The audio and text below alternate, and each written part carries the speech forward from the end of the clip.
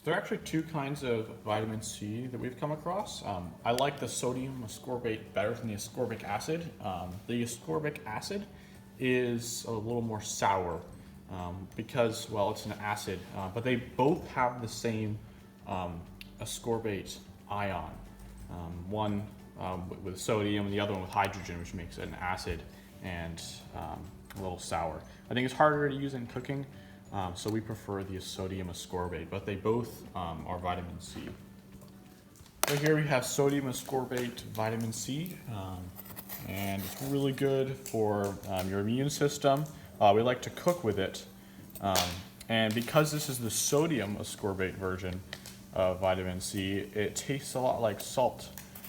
So I think it goes well with a lot of different recipes, and it's easiest to put it in this salt shaker, and we just sprinkle it into our food. Here's some eggs, and I just like to sprinkle it in,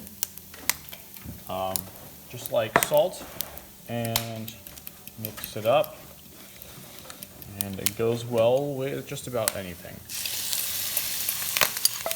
And just like that, we've got some more vitamin C in our diet, and a little bit less salt.